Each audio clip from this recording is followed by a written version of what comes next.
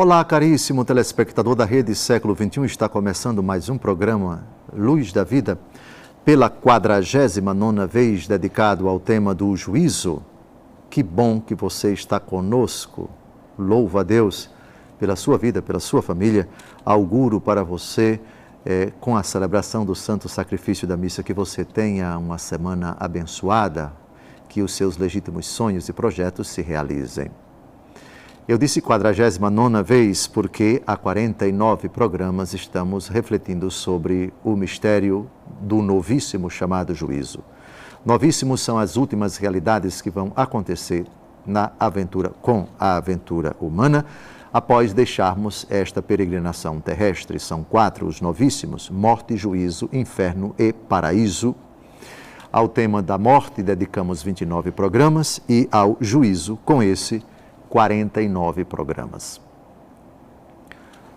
Depois de nós termos no programa anterior refletido sobre os novíssimos na tradição da Igreja e vimos o que pensa, o que escreve Santo Irineu na obra Contra as Heresias, Irineu que nasceu no ano 130 e morreu no ano 202, portanto uma autoridade de peso na teologia da Igreja, porque é um varão apostólico. O varão apostólico é um discípulo de um padre apostólico. O padre apostólico é aquele que conviveu com os apóstolos.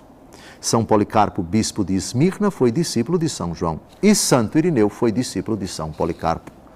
Policarpo, padre apostólico. Irineu, varão apostólico. Na sua obra Contra as Heresias, vimos o seu ensinamento sobre o juízo particular, sobre os novíssimos em geral. São Cipriano, depois, foi o segundo padre que nós abordamos, nasceu no ano 200 e morreu no ano 258, o bispo de Cartago, norte da África. Falamos também sobre a doutrina de Santo Agostinho, que nasceu no ano 354 e morreu no ano 430, um importante documento sobre o juízo particular. Depois nós vimos o Papa Pelágio I, que na sua Constituição Humani Generis deixou-nos um importante documento doutrinal sobre os novíssimos. Agora nós vamos refletir sobre o que escreveu o Papa Bento XII, ou seja, pulamos do século VI para o século XIV. Bom seria se nós pudéssemos ter tempo para refletir sobre a doutrina da Igreja em 2000 anos de cristianismo, em 2000 anos de sua história, só sobre os novíssimos. Isso não é possível. Então eu tive que escolher alguns documentos importantes de importantes momentos da história da Igreja, para que vocês tenham uma noção do desdobramento, do amadurecimento, do aprofundamento da fé da Igreja sobre esse núcleo que é a Palavra de Deus, o que ela essencialmente diz, professa, o que os apóstolos professam sobre os novíssimos, que com o passar dos séculos a Igreja vai adquirindo uma consciência, um aprofundamento sempre maior. O século XIV é importante para nós porque acontece algo muito interessante. O Papa João XXII, que morreu no ano 1334, ele, em 3 sermões proferidos nos anos 1331 e 1332, portanto, alguns anos antes da sua morte, ele profere 3 sermões a respeito dos novíssimos. Esses sermões não foram declarações ou definições dogmáticas, não, absolutamente. Nesses 3 sermões, este Papa defendia a tese de que a sorte definitiva dos eleitos seria diferida até a ressurreição dos corpos. Ou seja, ele, nesses sermões, ensinou, acreditava, que emitiu um julgamento pessoal, uma convicção pessoal, que não era a convicção da Igreja. Ele acreditava que somente na ressurreição da carne, somente por ocasião do fim do mundo, aqueles que morreram na graça de Deus haveriam de contemplar Deus face a face. Obviamente que essa não é a visão da igreja, o ensinamento da igreja, a posição unânime da igreja até então. Ele acreditava que as almas dos defuntos, que morreram na graça de Deus, elas só viam a santíssima humanidade de Cristo. Ficando a visão facial da Santíssima Trindade reservada para o reino de Deus consumado. Em outras palavras,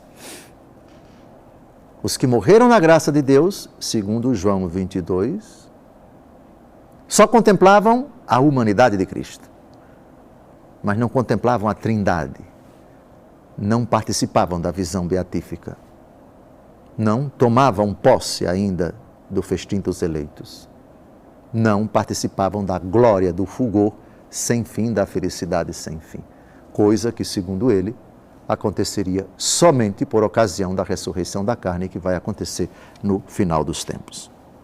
João 22 morre no ano 1334. E o seu sucessor, Bento XII. Bento XII, ele governou a igreja durante poucos anos.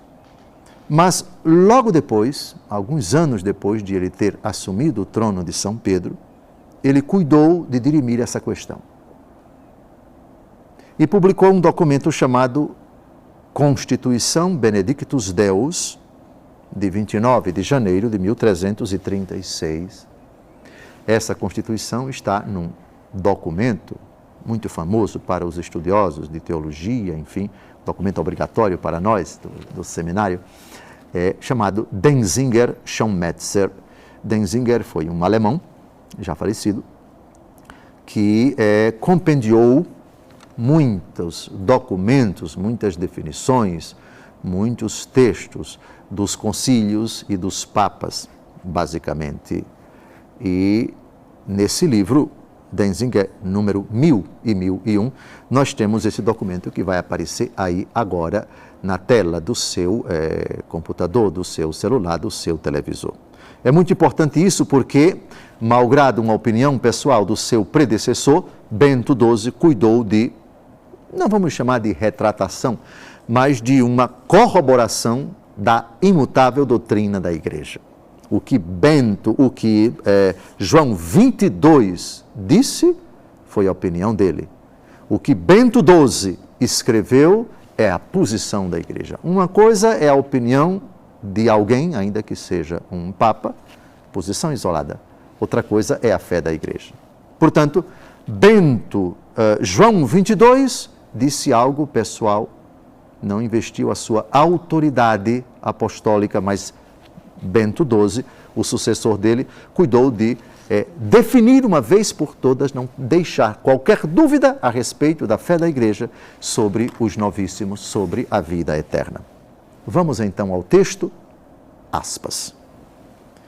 Por esta Constituição, que há de valer para sempre, definimos com autoridade apostólica que, por disposição geral de Deus, as almas de todos os santos que deixaram este mundo antes da paixão de nosso Senhor Jesus Cristo, as almas dos santos apóstolos, mártires, confessores, virgens e dos outros fiéis falecidos, depois de ter recebido o santo batismo de Cristo, dado que nada tenha havido a purificar quando morreram, ou nada haja a purificar quando futuramente morrerem, ou caso tenha havido ou haja algo a purificar, uma vez purificadas após a morte, as almas das crianças que tenham renascido, ou que futuramente hajam de renascer pelo dito batismo de Cristo, e que venham a morrer antes do uso do livre-arbítrio, essas almas todas, logo depois da morte e da purificação de que precisem, mesmo antes da ressurreição dos corpos e do juízo aos céus,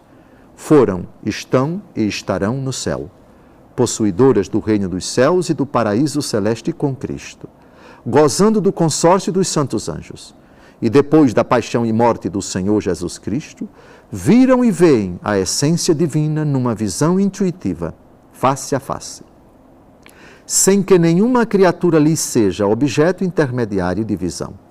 A essência divina se lhes mostra imediatamente, sem véu, clara e abertamente. Por esta visão da essência divina, deleitam-se.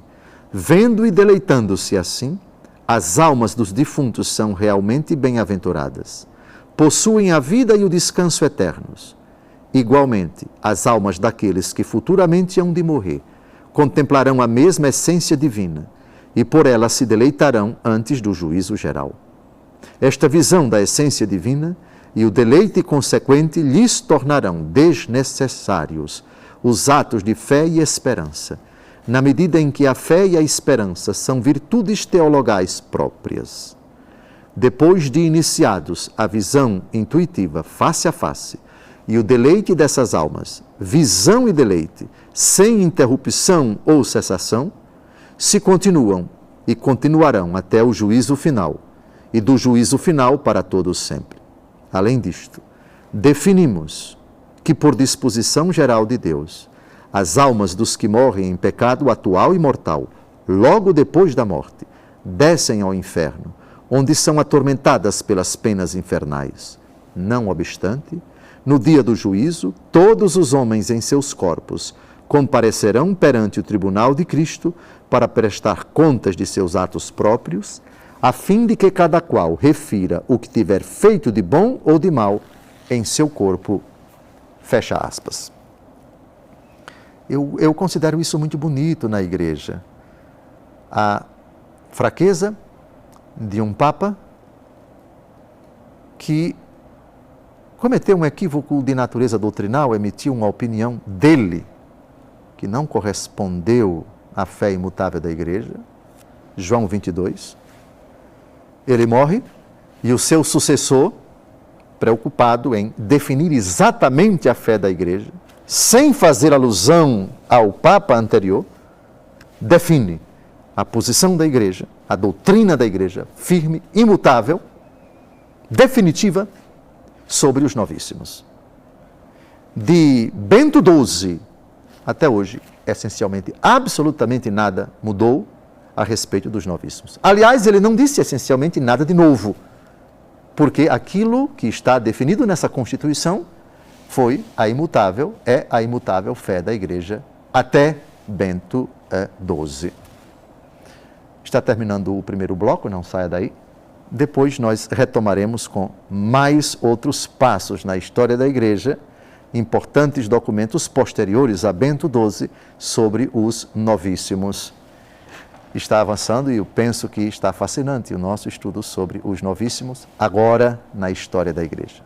Até logo mais, não saia daí, a gente volta daqui a pouco.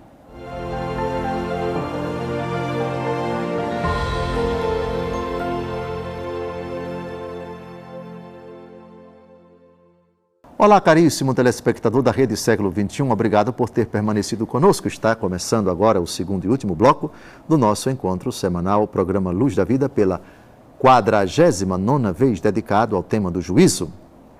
Juízo, um dos 4 novíssimos. Novíssimos são as últimas realidades que vão acontecer com toda a humanidade após a breve peregrinação aqui na Terra. São 4 os novíssimos: morte, juízo, inferno e paraíso. Ao tema da morte, dedicamos 29 programas. Ao tema do juízo, 49 programas com este. E avançamos na história da Igreja, pontuando importantes documentos que vão definindo, esclarecendo, aperfeiçoando, explicitando a compreensão da Igreja ao longo dos séculos a respeito dessas realidades últimas: morte, juízo, inferno e paraíso. Agora vamos para o século VI. Papa Pelágio I, que governou a Igreja dos anos 556 a 561. A sua carta Humani Generis sintetiza a fé da Igreja, que já no século VI vai se tornando cada vez mais clara, cada vez mais nítida, cada vez mais desdobrada, explicitada, explicada com mais clareza do que nos séculos anteriores, sem, porém, contradizer a fé da Igreja, que substancialmente está contida na Palavra de Deus. O que a tradição da Igreja faz é conservar, meditar aprofundar o conhecimento e assistida pelo Espírito Santo, vai, digamos assim, apresentando novos elementos que brotam daquela substância, daquele núcleo que é a fé da igreja, que está lá no passado, lá nos primórdios, lá na Santa Palavra de Deus. Com a palavra, século VI, portanto, há 1500 anos. Vejamos qual é a fé da igreja, a única fé da igreja, mas esse precioso documento sobre a vida eterna e especificamente sobre o juízo particular. Creio e professo que ele, Jesus, assim como subiu aos céus, também assim virá para julgar os vivos e os mortos. Todos os homens nascidos de Adão e mortos até o fim do mundo, juntamente com o mesmo Adão e sua mulher, que não nasceram de outros genitores, mas foram criados um da terra e o outro da costela do homem. Professo que um dia ressurgirão e estarão diante do tribunal de Cristo, para que cada um receba a sua recompensa, pelo bem ou pelo mal que fez enquanto estava no corpo. E aos justos, quais vasos de misericórdia preparados para a glória, por meio da abundantíssima graça de Deus, concederá o prêmio da vida eterna, e eles viverão para sempre na companhia dos anjos, já sem qualquer temor de caírem. Os injustos, pelo contrário, que por decisão da sua própria vontade permanecem vasos da ira preparados para a ruína, que ou não conheceram o caminho do Senhor, ou tendo-o conhecido, abandonaram-no vencidos de múltiplas prevaricações, enviá-los-á com juízo justo para as penas do fogo eterno e inextinguível. Esta é a minha fé e a minha esperança, que está em mim, pelo dom da misericórdia de Deus. Dela devemos, como nos impõe o bem-aventurado Pedro apóstolo, estar preparados para dar razões a todos os que a pedirem. Fecha aspas. A carta que este Papa escreveu, esta carta, é para um rei. Não é o momento aqui de tratar, de explicar o motivo que levou o Papa a escrever a um rei. Em todo caso, é um documento oficial da Igreja que traduz, que ilustra a fé da Igreja, aqui claramente acertada com 2 S, são assertivas, são afirmações contundentes, categóricas da Igreja, na lavra de um Papa, e o que Pelágio, o Papa Pelágio I aqui diz, nada mais é do que a imutável, a intangível, a intocável, a constante doutrina da Igreja sobre os novíssimos. Eu penso que é válido esse momento da história. São poucos os documentos da Igreja sobre os novíssimos em 2000 anos de história, mas são importantes esses documentos e nós estamos cuidando de abordar pelo menos os mais relevantes. De Papa Pelágio I, pulamos para o Concílio de Florença. Florença é uma linda cidade da Itália, com um patrimônio cultural, artístico e histórico imenso. No ano 1439 aconteceu este concílio ecumênico. E o texto que trata dos novíssimos nesse concílio é a bula Letentur Celli, que se encontra nos números 1305 e 1306 do famoso livro Compêndio das Definições dos Papas e dos Concílios, Denzinger-Schonmetzer. É um texto bem mais breve do que a carta de Papa Pelágio e bem mais breve do que a intervenção de Papa Bento XII, que vimos no primeiro bloco. Em todo caso, vale a pena nós citarmos esse breve, conciso, condensado texto do Concílio de Florença sobre os novíssimos. Aspas. As almas daqueles que depois do batismo não se tiverem maculado em absoluto com alguma mancha de pecado, assim como as almas que depois de contraída alguma mancha de pecado tiverem sido purificadas, ou no corpo ou fora do corpo, essas almas todas, sem demora, são recebidas no céu e veem claramente o próprio Deus em sua unidade e trindade, como Ele é. Umas, porém, veem mais perfeitamente do que outras, conforme a diversidade de méritos de cada qual.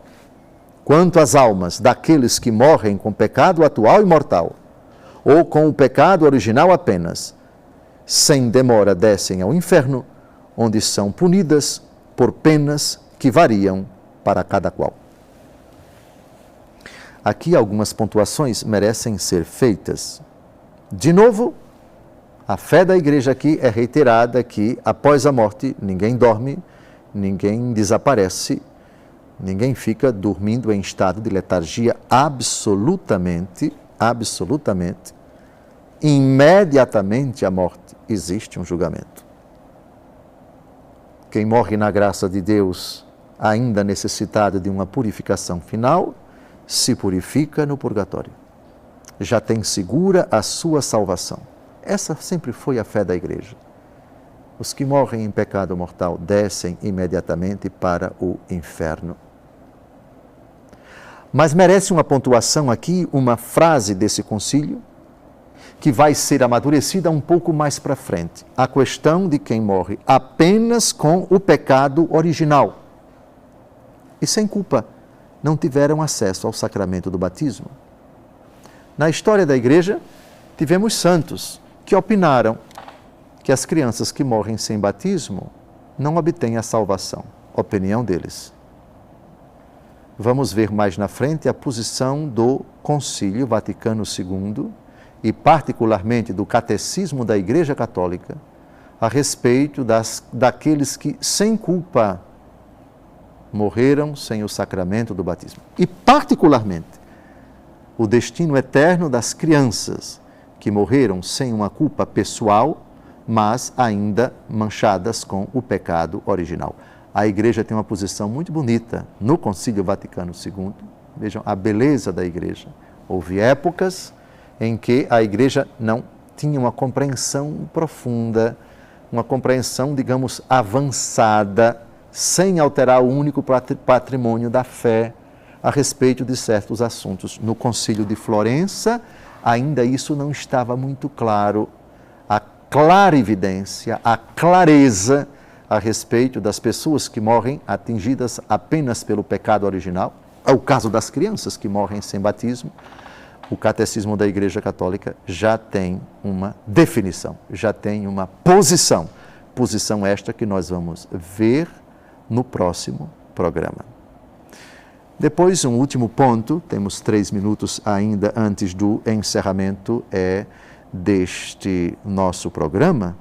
A frase contundente do Concílio de Florença: umas almas veem mais perfeitamente Deus na sua unidade e sua trindade do que outras. Isso não é novidade. Todas veem Deus face a face. Mas, atenção, algumas veem mais perfeitamente. Não significa dizer que são mais felizes do que outras. Jesus fala disso de forma muito implícita quando ele diz: na casa do meu pai há muitas moradas. Nossa Senhora é uma morada grandiosa, porque cheia de graça se abriu muito mais a graça de Deus. É um vaso honorífico muito maior, muito mais intenso do que as demais criaturas que estão no céu, humanas, criaturas humanas, porque Nossa Senhora recebeu mais, é cheia de graça. Portanto, aqui, de acordo com a diversidade dos méritos de cada qual, ela teve, atenção, mais méritos do que os demais. Portanto, ela contempla mais perfeitamente a unidade e Deus na sua unidade e na sua trindade, ela vê mais perfeitamente do que as demais criaturas. O que não significa dizer que ela é mais feliz no céu. De acordo com a diversidade dos méritos. São Paulo fala na 1 Coríntios que é uma diversidade de brilhos. Há estrelas que brilham mais, outras estrelas que brilham menos. Portanto, o que o Concílio de Florença diz: não é absolutamente novidade, porque essa doutrina já está nas palavras de Jesus: na casa do meu Pai há muitas moradas, e na diversidade dos brilhos das estrelas, enfim, o brilho dos corpos dos ressuscitados. Assim, terminamos, amados, no século XV, com o Concílio de Florença, o nosso excurso histórico a respeito dos novíssimos. Após esta vida, somos julgados por Deus, e quem se encontrar em pecado mortal desce imediatamente para o inferno, não fica zanzando por aí, não fica em lugar nenhum, nem debaixo da terra, é o inferno mesmo. Purgatório, quem morreu na graça de Deus, mas ainda partiu desta vida sem ter reparado as penas temporais dos pecados perdoados. Quanto à culpa, se purificam no purgatório. E quem não há culpa a reparar, pena a expiar, entra imediatamente no céu, segundo as palavras de Jesus: hoje estarás comigo no paraíso. Deus abençoe você. Obrigado por ter permanecido conosco.